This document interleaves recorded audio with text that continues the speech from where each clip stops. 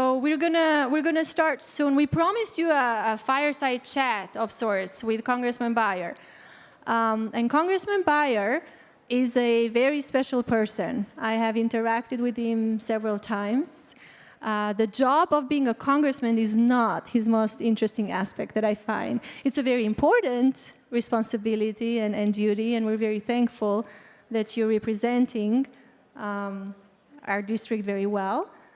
But Congressman Beyer is can I call you a polymath? A polymath. He's a literature aficionado. He is taking AI courses at Mason, and I might ask you about some of those. I remember I would be heading out of class, and you'd be heading in, and I never got a chance to ask you at the end, what grade did you get? Maybe you can tell me. And it was a challenging one, I remember. So I'm going to let him introduce himself to you, for those of you that maybe have never heard of Congressman Beyer, though that's very hard to miss if you go around Virginia. And then I have prepared a couple of conversation points, and I'll be monitoring the questions and answers for people that put in anything you want to ask. So we have a countdown there, but we can take a few minutes longer. I will leave it up to you. That sounds great. So I'm Don Beyer, and my parents were raised in Fairfax County, so my grandchildren are fifth-generation Northern Virginians. So I've had a chance to watch George Mason University's evolution over the years. It was very exciting. I've become a top research university for America, and I'm thrilled in my fourth year now of taking computer science classes and math classes at George Mason. Finally made it into the graduate program. Right now, CS 531. Took a long time to catch up on all the things that I did back in the 1960s and 70s. But I'm delighted to do that and happy to be here with you. Thank you. You have been busy. You like to be busy. There are so many things that I found out that just, in the last 10 weeks or so, you introduced the Guardrails Act, to push back on the White House executive order preempting state AI laws. You introduced the AI Foundation Model Transparency Act, so you went beyond large language models to foundation models to require disclosure of how foundation models are trained, what's the data, what's their use, and also the Create AI Act, asking for a national AI resource, which is much appreciated for research, and especially for public research R1 universities. So that's three distinct pieces of AI legislation. Outside of looking at them as busy, what is the thing that connects them? Why are you doing this? The theme that connects them is, Professor, I was in business for many, many years, and one of the things that business people love is certainty, a predictable environment where you know what the rules are, and then you can obey the rules and do the best you can. So if you just go back a year or two, AI in America is the Wild West. You had people in the big, people at DeepMind and at Anthropic and places like that, even maybe OpenAI, who are thinking about what the rules should be in developing codes of conduct or a constitution like Anthropic.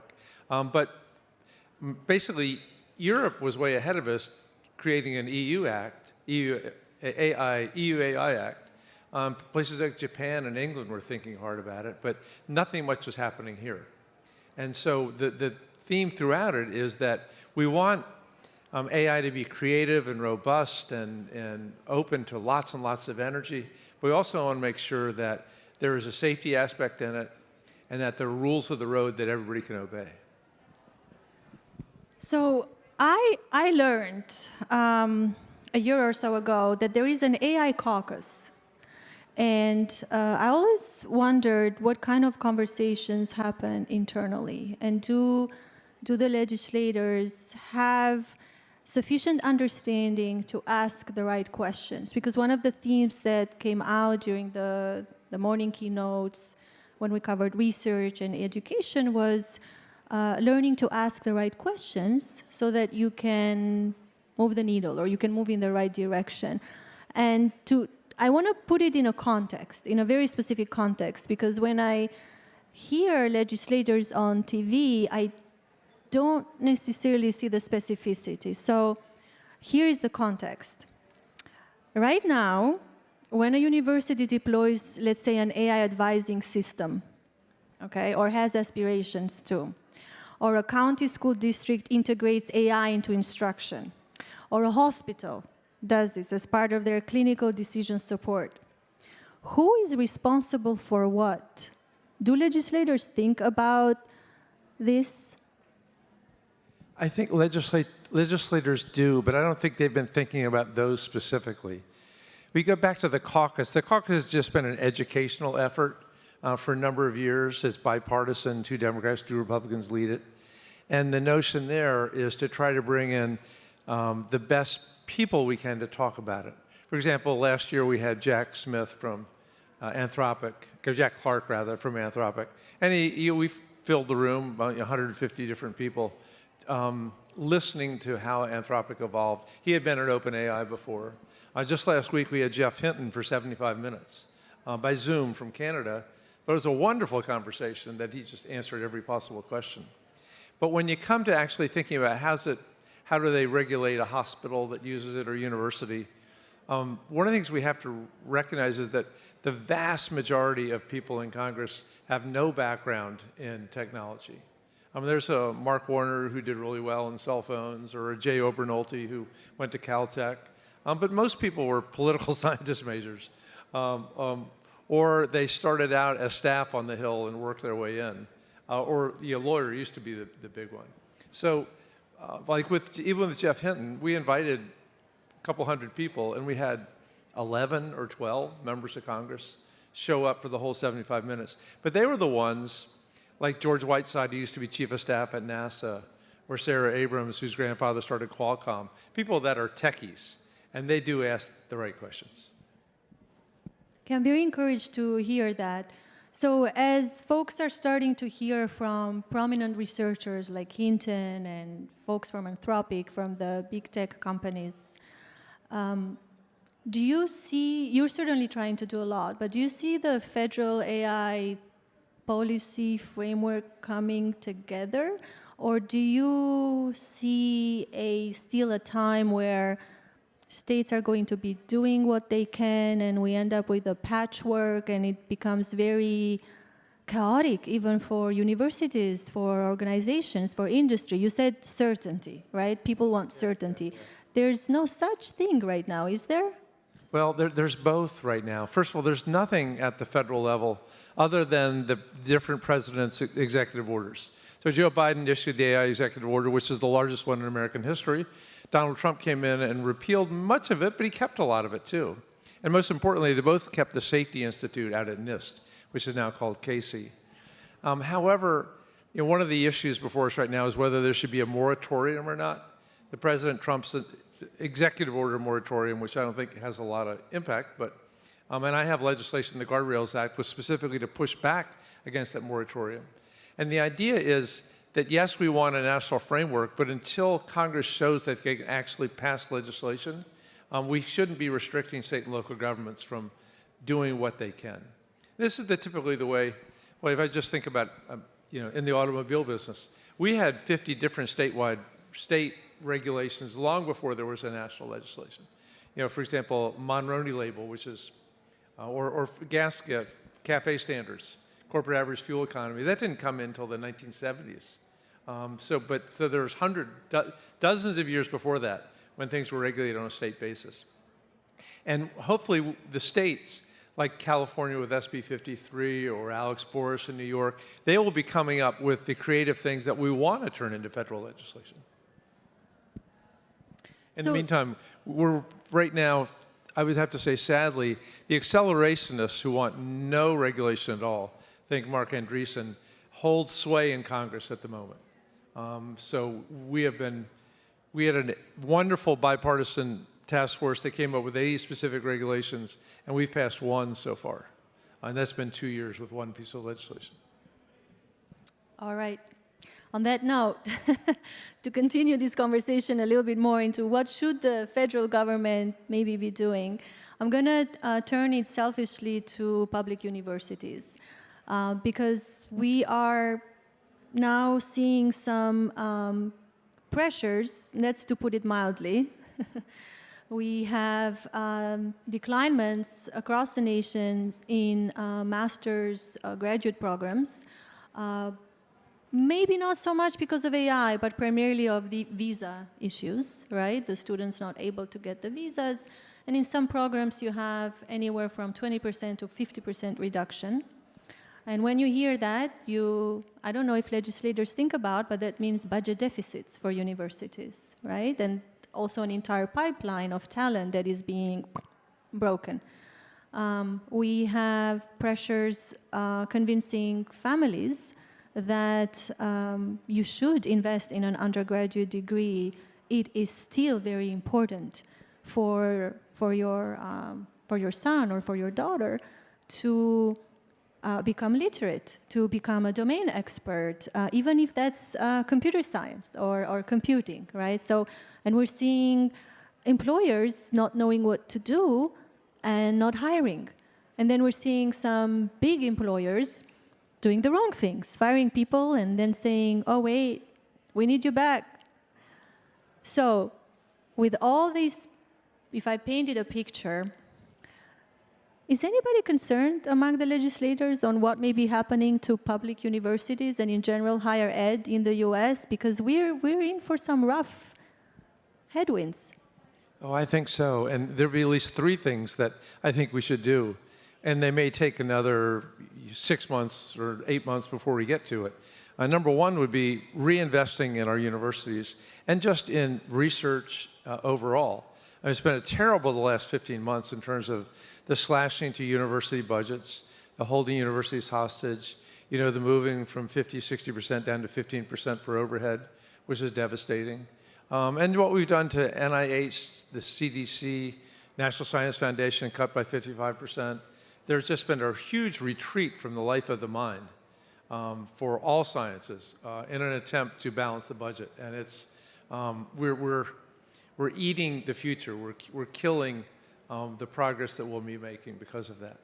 The second thing is to relax the visas. Again, in an attempt to make America immigrant-free, their goal is to deport 2 million immigrants per year. They've also shut off all the people, brilliant people who want to come from around the world to study here. And I know you said 20 to 50%. I know universities are down 80% on their graduate students. And the nice part about not only do they bring talent and the desire to stay here and contribute their skills, they also bring full tuition pay, which is very helpful for the universities. And I've heard from lots of universities how much that's hurting their budget structure.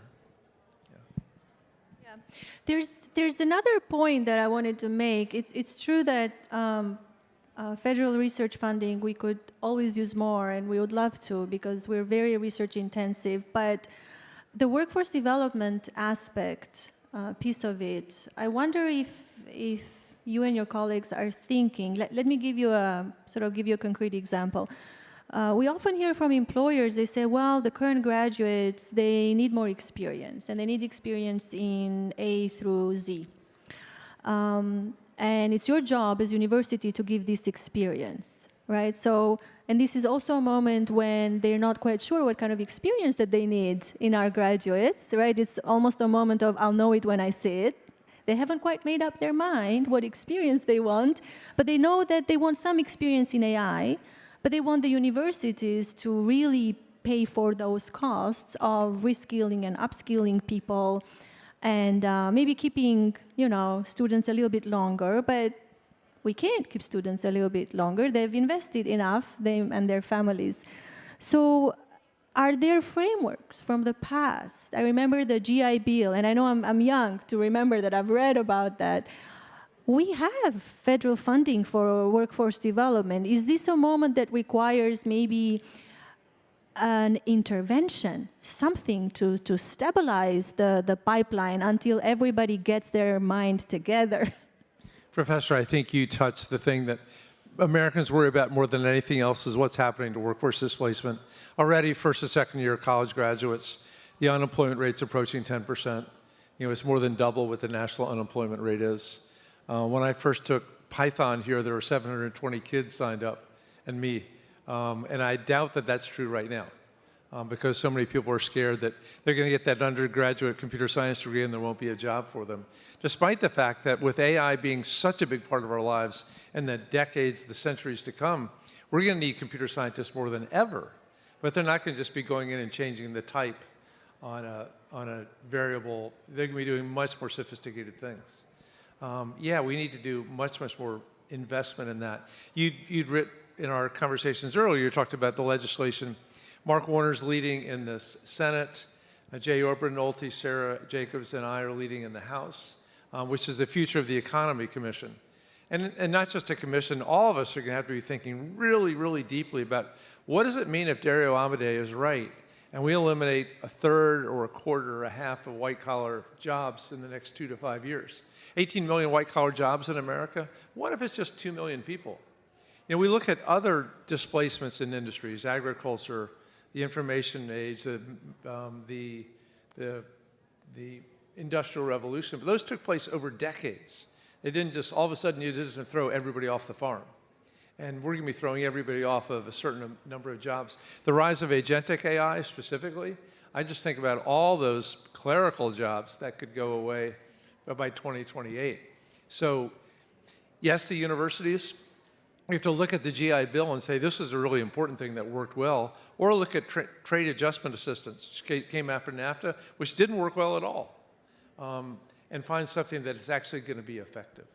Because it's going to be easier to reskill a 21-year-old, really hard to reskill a 50-year-old.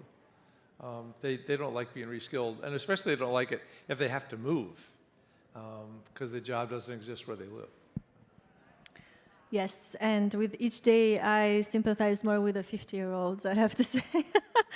So I'm glad that you mentioned Senator Warner, because it was Senator Warner and Senator Rounds that introduced what you mentioned, the Economy of the Future Commission Act. And I remember many months ago, Senator Warner's staff reached out to Kerry Bolognese here, our champion, connecting us with legislators. And all the staffer wanted was to understand this moment in time. What are the pressures that we're facing? What is happening? Talk about research, talk about education. So we connected, and there was very useful information, and I hope that that helped to orient some of the legislative thinking. Is there a parallel of that in Congress to what the senator is thinking about? And as I think, and I keep asking, what are you doing? What are you doing? My sub-question is, what do you need from us?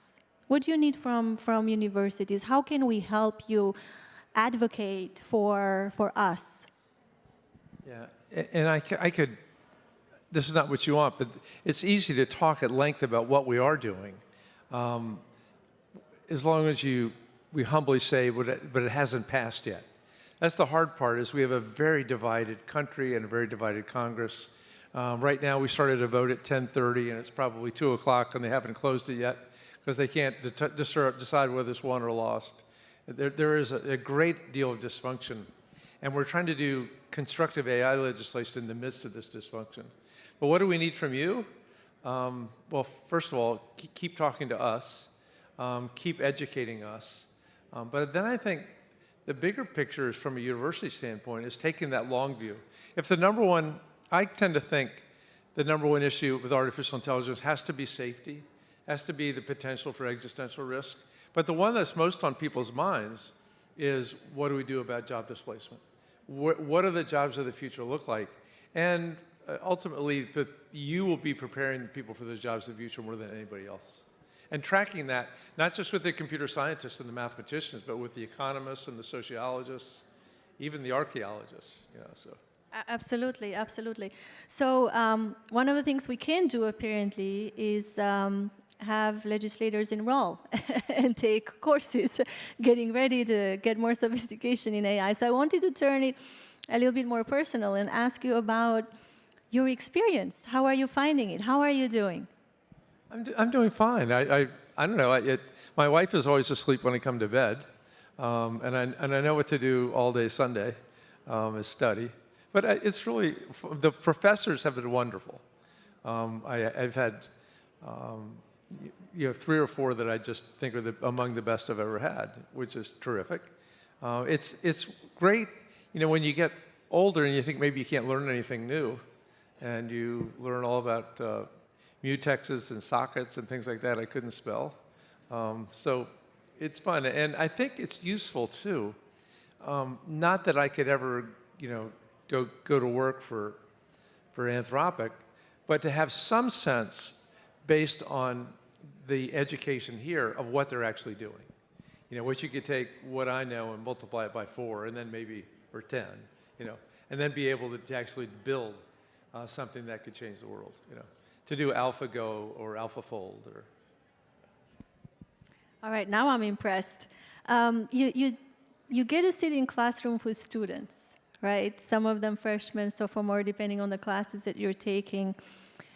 And I wonder, has that experience affected or changed in any way you think about your job as a legislator, what you should be doing, what you should be thinking about? Do you talk to them? Do you ask them?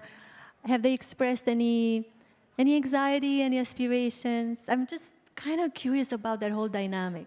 It's actually made me very hopeful, because I sort of thought, this is the wrong thought, that I was going to come here as a grandfather with a long work history, with a bunch of kids who are going to get drunk and looking for, the parties on the weekend and stuff. And I found the people, at least in the computer science... That's not our students. No, boy, it is sure not. They're very diligent, very serious. They work hard. And so I've made friends a lot, class by class, with the people that you sit next to and you do the projects with. And they're just wonderful young people. And so it makes me very hopeful for America. That's great to hear that. Yeah, we are not known as a party school, folks. And a lot of our students actually work. They work part-time, they work full-time. And I think that's what makes Mason unique, really unique compared to other universities. As we head towards the end, I keep looking at the countdown. I wanted to give you an opportunity for any last words, anything else you wanna share with us. I know you have a lot of thoughts on where we are headed. Any words for the students? We have a lot of students here today that are also doing training exercises. We're double utilizing this venue to actually give training to faculty, to staff, and to students. Any last thoughts? Yeah, I just saw a story before I came over that 13% of young people think that America is moving in the wrong direction, which is very, very discouraging. There's some reasons to think that, but I would love for them to think the positive things. That we announced this morning that Commonwealth Fusion made an application to get fusion energy on the grid in Virginia coming in the next couple of years. So young people should not have to worry about climate change in the decades to come. I know you're a big advocate of that. Yeah, huge. And there's lots of concern about data centers, which will change too with fusion energy and with moving to different kinds of cooling systems. And then we just think that fusion energy, unlimited energy, and super intelligence that we're moving towards, if properly controlled, are going to make life fundamentally different than it has been for the last many, many thousands of years. So we are moving to, I think, what can be an age of abundance, a golden age of humanity, where we don't have to work 50 hours a week, where we can explore who we are as human beings in a much greater way. We have to be careful. There are downsides, so there are dangers, but there's no reason not to think that this is the Renaissance cubed. So. Well, Congressman Beyer, you have been a wonderful guest. You are a wonderful friend of Mason, and from what I hear, a great student as well. We're always very lucky to have you, and I want to thank you, and I want to invite the audience in sharing my thanks to you for joining us and just engaging on a very busy day in the Capitol, it seems. This is more fun than the other stuff. So anyway, thank you all very much. Appreciate it.